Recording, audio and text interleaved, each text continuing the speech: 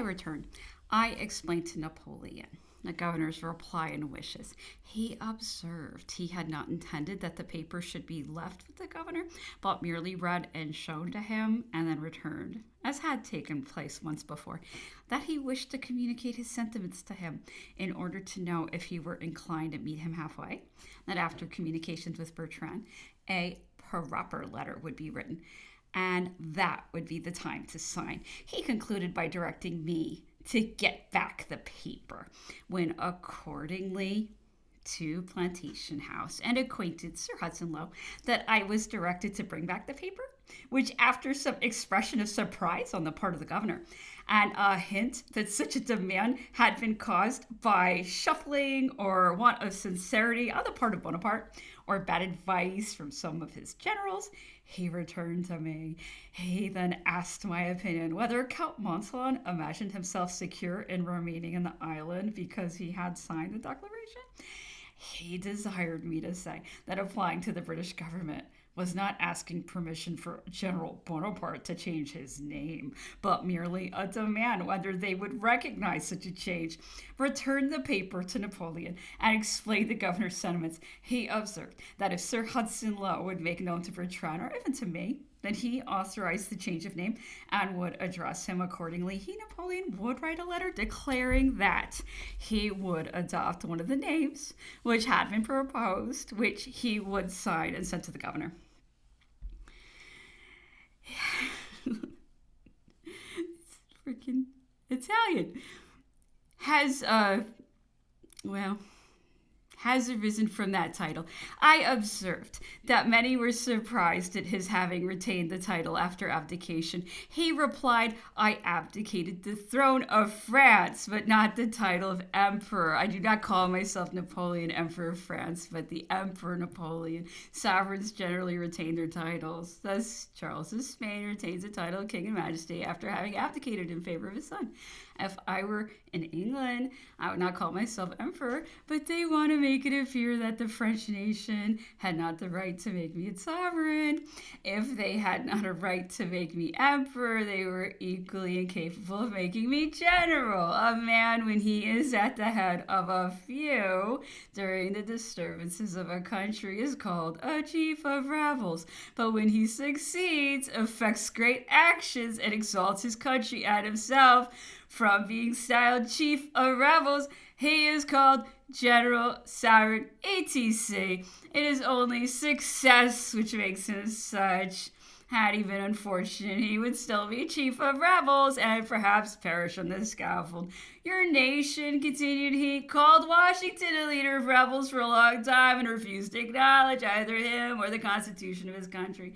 But his successes obliged them to change and acknowledge both. It is success which makes the great man. It would appear truly ridiculous in me, added he, to call myself emperor, situated as I am here, and would remind one of those poor wretches in Bedlam in London who fancy themselves kings amidst their chains and straw, were it not that your ministers forced me to it.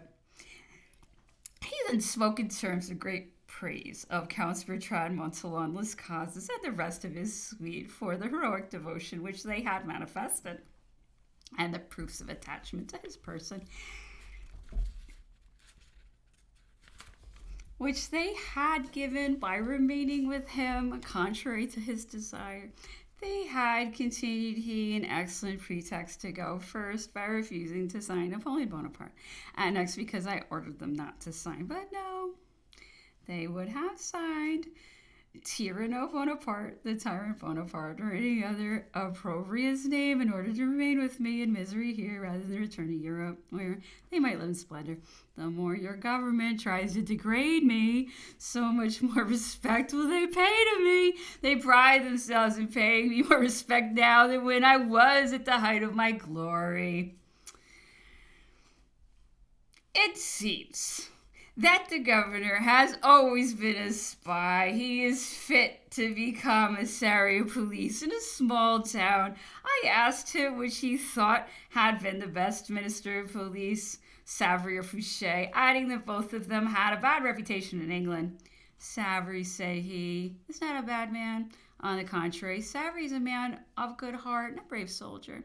You have seen him weep. He loves me with the affection of a son. The English, who have been in France, will soon undeceive your nation.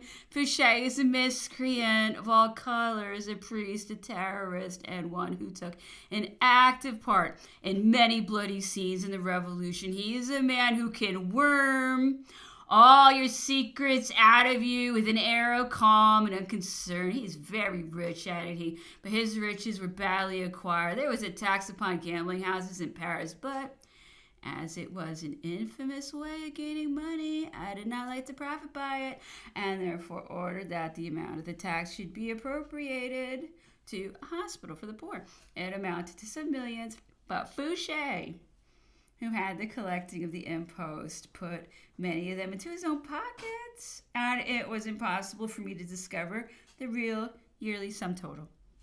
I observed to him that it had excited considerable surprise that during the height of his glory he had never given a dukedom in France to any person, although he had created many dukes and princes elsewhere. He replied, because it would have produced great discontent among the people. If, for example, I had made one of my marshals Duke of Bourgogne, instead of giving him a title derived from one of my victories, it would have excited great alarm in Bourgogne, as they would have conceived that some feudal rights and territory were attached to the title, which the Duke would claim, and the nation hated the old nobility so much that the creation of any rank resembling them would have given universal discontent, which I, powerful as I was, dare not venture upon. I instituted the new nobility to erase the old, and to satisfy the people, as the greatest part of those I created had sprung from themselves, and every private soldier had a right to look up to the title of Duke.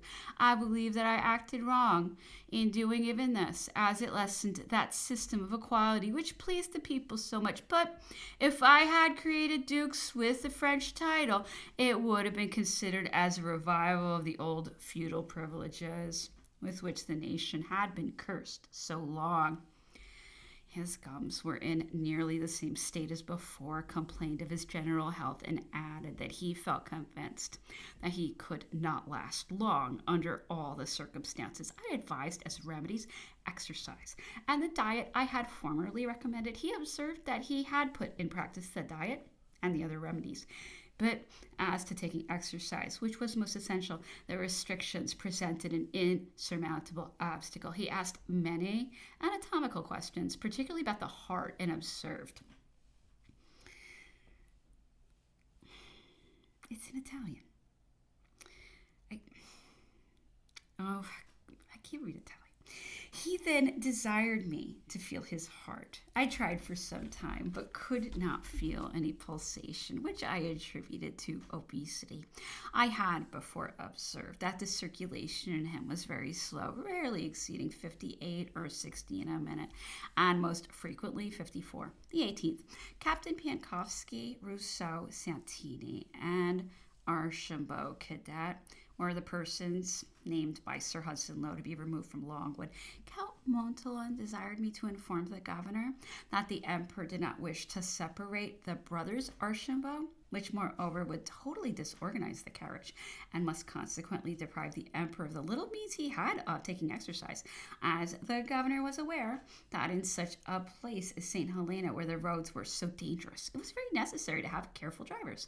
He added that if the choice were left to Napoleon of those who were to go, he would fix upon Rousseau, Santini, and Bernard, who was a useless subject and much given to intoxication, or Gentilini, as he thought that it would be a great piece of cruelty to separate two brothers, communicated this to Sir Hudson Lowe, who replied that the choice was not left to General Bonaparte, that the servants were to be taken from Longwood and not from Count Bertrand, and moreover that the orders were to send away Frenchmen and not natives of other countries, that Bernard was a Flemish man, and Gentilini an Italian, and therefore did not come within the strict application of his orders, and that if Santini had not refused to sign the paper, he would not have accepted of him as one, as he was a Corsican and not a Frenchman.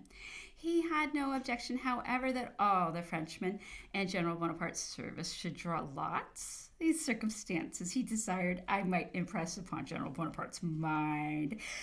He added that as the choice was left to him by his instructions, he would give written directions to Captain Poppleton to send away Piankowski and both of the Archambaults if Rousseau remained, or one of them if Rousseau were to go.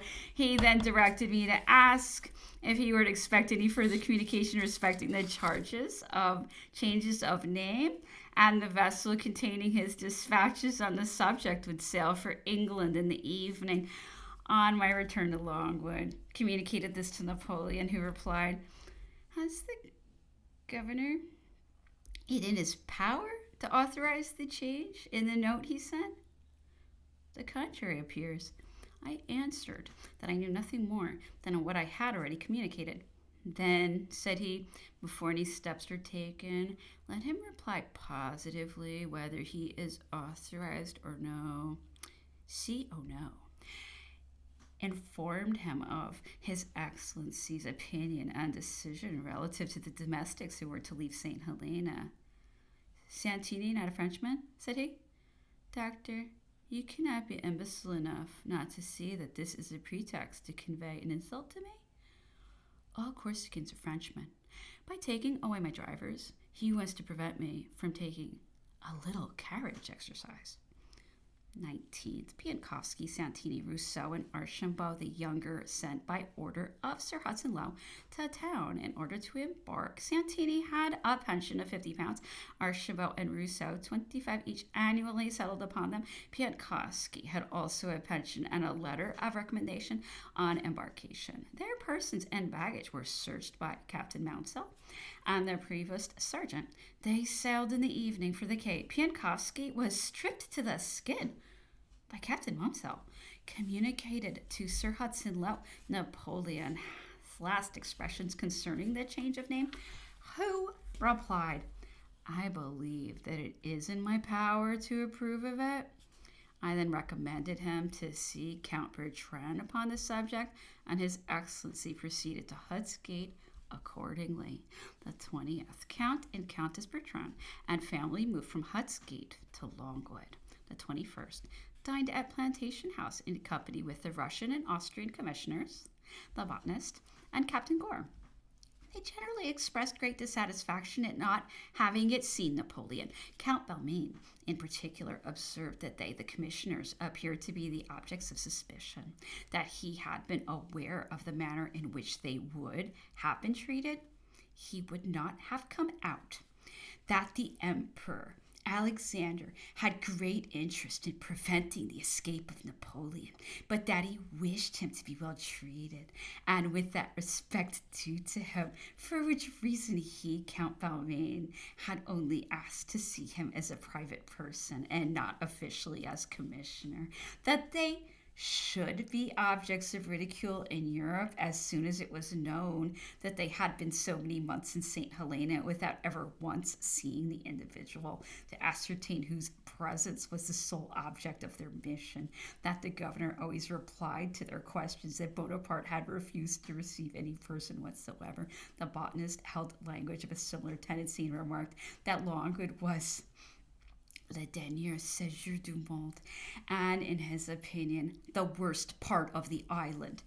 22nd, Sir Hudson Lowe sent for me and observed that the commissioner seemed to have paid me much attention, that he should think nothing of their speaking as long as they had done to me to any other person, but that it had an appearance as if they wished something to be conveyed to General Bonaparte, and advised me to be very cautious in my conversation with them. He also informed me that Count Bertrand had confirmed to him every communication that I had made relative to the change of name. The 23rd, Napoleon indisposed, one of his cheeks considerably tumefied, recommended fomentation and steaming the part affected, which he put in practice, recommended also the extraction of a carious tooth, and renewed the advice I had given on many previous occasions, particularly relative to exercise, as soon as the reduction of the swelling permitted it. Also, a continuance of diet, chiefly vegetable with fruits.